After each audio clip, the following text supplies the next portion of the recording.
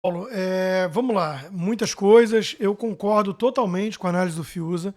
Acho que ele foi muito feliz aqui em deixar as cores ideológicas de fora e mostrar o que é aquela luta para manter privilégios. No final das contas, acaba sendo isso. Eu chamei essa carta aí, né, da cartinha desesperada dos tucanos, né? Porque tem um bando de gente de tudo que é perfil, e viés teoricamente ideológico, área de atuação, mas na essência ali é um bando de tucano, né? É um bando de tucano junto, querendo sinalizar a falsa virtude, demonizar o bolsonarismo, que é o esporte predileto deles, né? E no final do dia, no frigir dos ovos, o interesse mesmo é criar uma democracia de gabinete. Eles estão incomodados com a democracia popular. Eles querem manter aquele controle, aquele jogo de cena, cartas marcadas, que sempre foi mais ou menos a história no Brasil, né? As elites ali, esses tucanos, controlando o jogo, né? Uma democracia administrada. E isso está incomodando muito eles, a perda desse poder, né?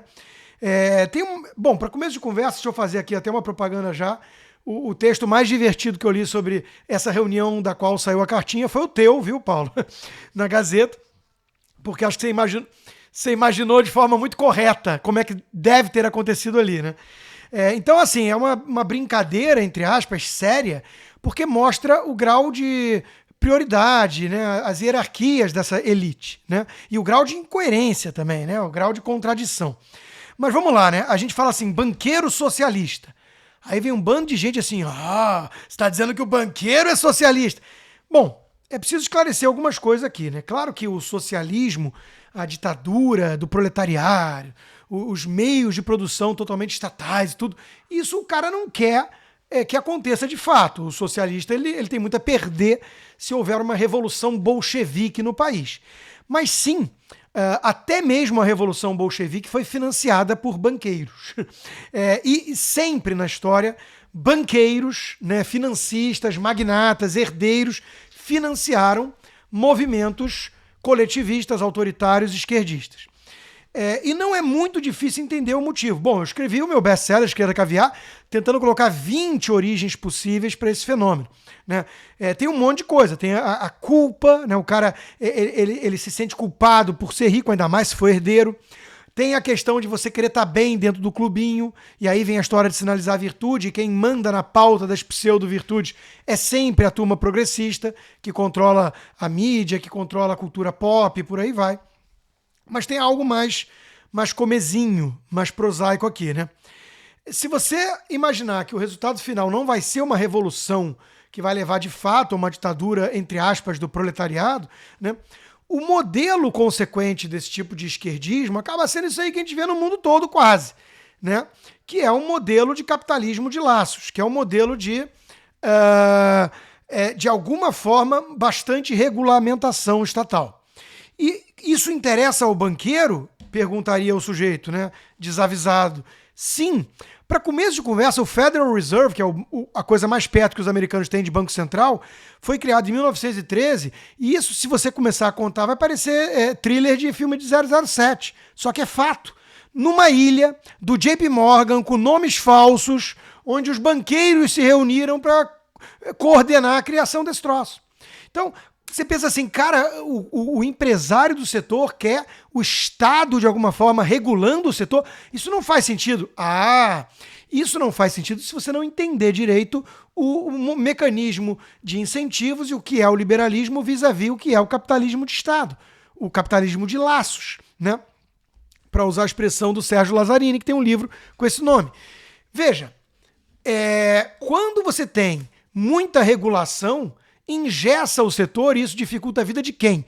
Dos entrantes, daqueles players disruptivos, inovadores. Por exemplo, as fintechs. Elas se dão mal no ambiente de hiperregulamentação. Mas e o Itaú e o Bradesco? Será que eles se dão mal mesmo? Como é que era o lucro dos bancos na era lulista? Eram lucros exorbitantes, foram os recordes de lucratividade desses bancos.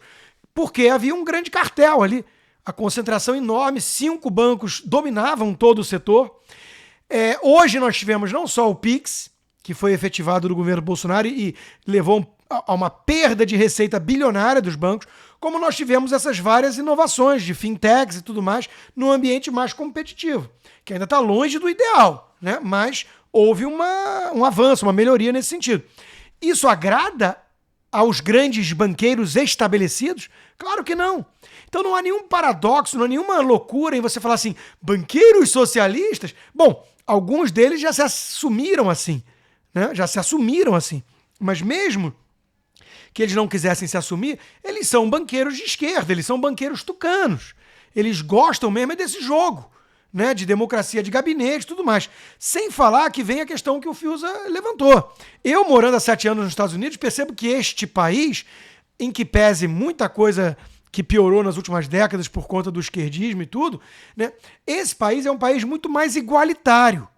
No sentido de que o cara mais rico do mundo pode ter começado seu negócio numa garagem com $1.000 emprestados e o nome dele ser Bill.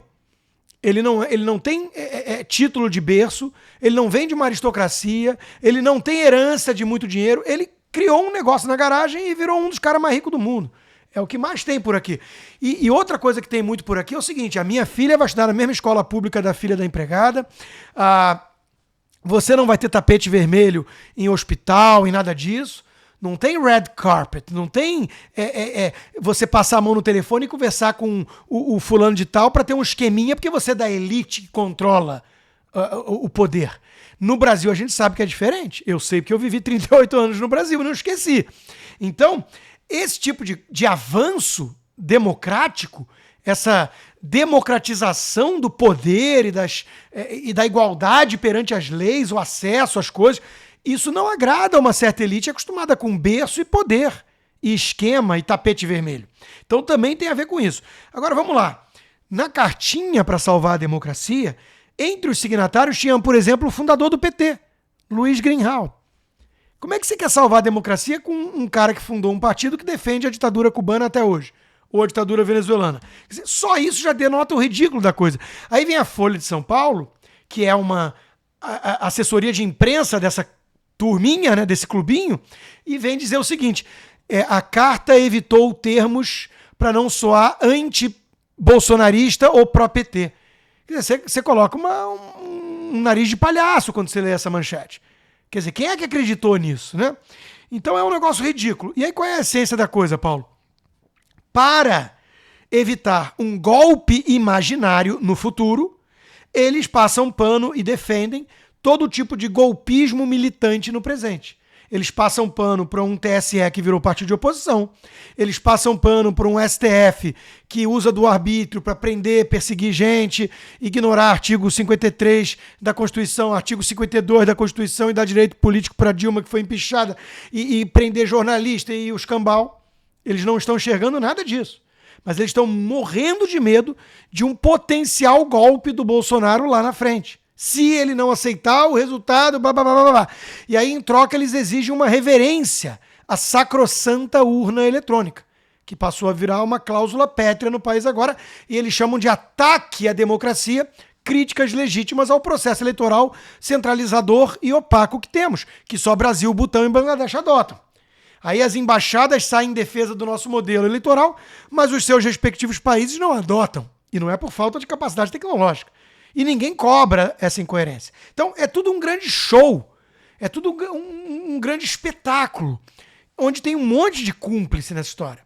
A imprensa quase toda, a elite toda financeira, banqueira, os sindicatos, os donos do poder, o centrão fisiológico, os monstros do pântano estão todos unidos. São os saudosistas da era do mensalão e do petrolão, que não estão gostando de certas mudanças na política. Eu entrevistei na Jovem Pan, o nobre jurista Miguel Reale Júnior, um dos autores do processo de impeachment da Dilma. Mas ele sempre foi um tucano de alma, né? E de tudo mais. Pois bem, ele não gostou da minha pergunta. E ele ficou bastante exaltado, exasperado, nervoso, acusou o golpe. E a minha pergunta foi apenas lembrar algumas dessas coisas de incoerência e perguntar uma coisa mais concreta e objetiva. Caro senhor Reale, qual atitude concreta deste governo realmente atentou nesse tempo contra a democracia? E ele não soube dizer. Ele não soube dizer. Então, o que nós estamos vendo aqui, Paulo, é aquela crítica vazia, retórica do lulismo. As elites, o problema é as elites, né? Virava até piada, zelite. O problema do Brasil é as elites. Pois bem, tem uma dose de verdade nisso. Só que o Lula, para variar, né, erra sempre o alvo. Ele faz parte dessa elite que é o problema. O problema do Brasil não é o trabalhador honesto que acorda cedo, pega 2 ônibus, paga lá os impostos em dia, e a classe média que tem valores. O problema do Brasil não é essa turma. O problema do Brasil é essa elite marineira que flerta com a agenda globalista da ONU 2030, que aplaude o modelo chinês, que quer vacinar todo mundo à força e dane-se as liberdades, que fala em nome da ciência e interdita o debate, não quer mais saber de discussão científica. Esse é o problema do Brasil. E essa turma está incomodada com tudo que está acontecendo. Os donos do poder querem o retrocesso. Eles são os verdadeiros reacionários. Eles querem voltar ao tempo em que eles tinham mais controle, mais poder. Eles querem a democracia de gabinete. Eles estão incomodados com esse grau de liberdade meio caótica, meio anárquica das redes sociais. Eles estão incomodados com a perda de relevância da velha mídia, que faz um papelão hoje em dia e perdeu toda a sua credibilidade. Eles estão incomodados com tudo isso. Eles estão incomodados com a falta de liturgia do cargo do Bolsonaro, mas que toca nas feridas e fala certas verdades. Como, por exemplo, disse, rebatendo o DiCaprio, que ele é um hipócrita. Em vez de vender o iate dele, quer dar pitaco em outro país. Não liga para incêndio nas florestas americanas, nem europeias, mas quer falar do Brasil. Então, eles não estão sabendo lidar com nada disso. Eles estão atônitos, eles estão perdidos. E eles estão desesperados. É uma cartinha de tucanos desesperados. É isso que nós vimos ali. Né? Banqueiros, empresários, economistas milionários, intelectuais, juristas. Até achei graça que o Miguel Reale Júnior falou assim, você pegou um caso do Greenhalgh, né? Você é muito parcial, você pegou um caso. Tem vários outros, como por exemplo Carlos Aires Brito. Quase que eu ri, só que eu não era um ambiente de um debate. Eu fiquei calado, rindo por dentro. Algumas pessoas perceberam. Né? Carlos Aires Brito saiu candidato a deputado em 1990 pelo PT. Então veja que coisa patética. É o clubinho. É o clubinho que queria aquele jogo de cena, aquela democracia encenada da estratégia das tesouras, onde petistas e tucanos fingiam se digladiar de morte, como se houvesse uma divergência essencial de visão de mundo. E não há. Olha o que é o lançamento da candidatura da Simone Tebet, auto-intitulado Centro Democrático, terceira via, e acende vela para todas as pautas esquerdistas. Todas. Globalismo, ambientalismo da ONU, Black Lives Matter, cota racial, o racismo estrutural explica a prisão de negro no Brasil, feminismo, mulher tem que votar em mulher, precisa ter mais mulher na política. Aí se eu tenho a oportunidade de entrevistá-la, eu vou perguntar, precisa ter mais mulher em carvoaria? Nobre senadora. Precisa ter mais mulher trabalhando como estivadora em porto? Nobre senadora. Ou precisa ter mais homem em enfermarias? Ou não? Ou a igualdade é só onde lhe interessa, para efeitos retóricos? Então, de novo, a turma não está sabendo lidar com isso. Com gente que tem coragem hoje em dia de pontuar certos joguinhos patéticos e hipócritas de uma elite que só gosta de sinalizar a virtude, jogar para a plateia, administrar a democracia sem povo e, claro, manter um Estado hipertrofiado que, no final das contas, atende aos interesses dessa mesma elite. É disso que se trata a cartinha dos tucanos desesperados.